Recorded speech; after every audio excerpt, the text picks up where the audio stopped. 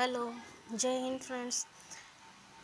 देखते हैं हिंदू विवाह अधिनियम 1955 की धारा 13 बी हिंदू विवाह अधिनियम 1955 में जब अधिनियमित किया गया था तो मूल अधिनियम में इसका प्रावधान नहीं किया गया था। विवाह विधि संशोधन अधिनियम 1976 द्वारा इस धारा को हिंदू विवाह अधिनियम 1955 में अंतः स्थापित किया गया है। अब देखते हैं इसमें क्या प्रावधान किया गया है। तो पारस्परिक सहमति से विवाह विच्छेद यानी डाइवोर्स बाय म्यूचुअल कंसेंट का प्रावधान किया गया है। यह धारा कंसेंट थ्योरी पर आधारित है। कंसेंट थ्योरी मतलब सहमति का सिद्धांत, यानी कि विवाह के पक्षकार यानी पति पत्नी इस बात पर सहमत हो गए हैं कि वे अब एक साथ नहीं रहना चाहते हैं पति पत्नी के रूप में। उन्हें ऐसा लगता है कि हम मुझे अपने विवाह को तोड़ देना चाहिए या एक साथ रहने के लिए वो कॉम्पिटेंट मतलब अपने आप को कॉम्पिटेंट नहीं पाते हैं, तो वह अगर चाहें तो इस धारा के तहत जो है म्यूचुअल कंसेंट से यानी पारस्परिक सहमति से अपने विवाह को जो है तोड़ सकते हैं। तो इस धारा में प्रावधान यह किया गया है कि दूसरी चीज़ ये देखते हैं कि यह धारा जो है विवाह विधि संशोधन अधिनियम 1976 के प्रारंभ के पहले जो है जो विवाह हो गए हैं उन विवाहों पर भी यह धारा लागू होती है और इसके पश्चात जो विवाह हुए उन पर तो लागू होगी ही। तो ये धारा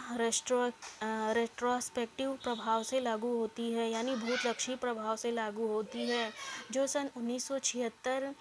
के पहले जो भी विवाह संपन्न हुए उन विवाहों पर भी यह धारा लागू होती है।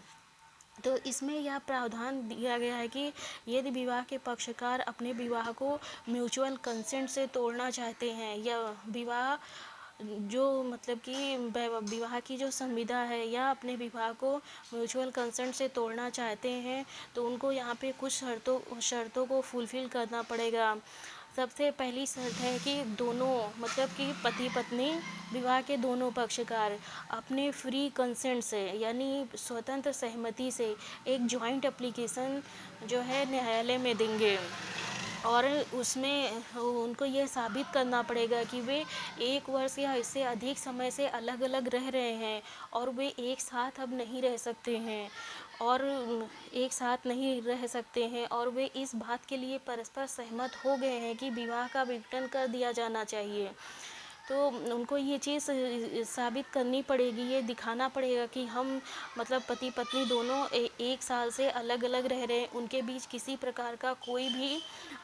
संबंध नहीं है और वे दोनों अपनी स्वतंत्र सहमति से इस बात के लिए सहमत हो गए हैं कि न्यायालय द्वारा उनका विवाह तोड़ दिया जाना चाहिए या उनके विवाह का विघटन कर दिया जाना चाहिए।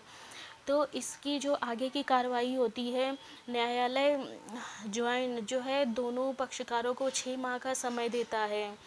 और 6 माह का समय देने के पश्चात जब 6 माह बीत जाता है तो दोनों पक्षकार दोबारा से जाते हैं न्यायालय में एप्लीकेशन देते हैं और वे दोबारा वही मतलब यही बात कहते हैं कि हम मतलब कि दोनों अब एक साथ नहीं रह सकते हैं, हमारा विवाह तोड़ दिया जाना ही हमारे लिए ठीक है। तो न्यायालय 6 माह पश्चात इस पर सुनवाई शुरू होती है, मतलब कार्रवाई होती है। न्यायालय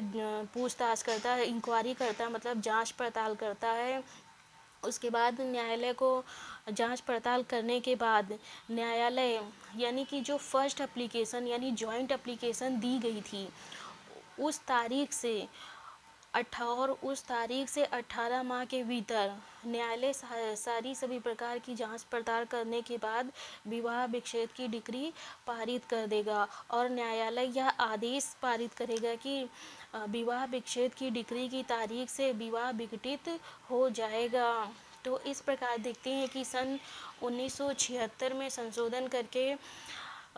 इस प्रावधान को जोड़ा गया है। ये प्रावधान एक तरीके से मतलब कि बहुत ही मतलब आसान मतलब तरीका बताता है, जिससे कि कोई भी पक्षकार अगर अपने विवाह से पीड़ित है या फिर वो मतलब कि कोई भी मतलब कि किसी में कोई फ़ॉल्ट नहीं है, फिर भी अगर एक दूसरे के साथ नहीं रहना चाहते हैं, तो वो अपनी सहमति से यानी पारस्परिक सहमति से अपने विवाह को तोड़ सकते हैं तोड़ सकते हैं। इसी का प्रावधान धारा 13 बी में किया गया है।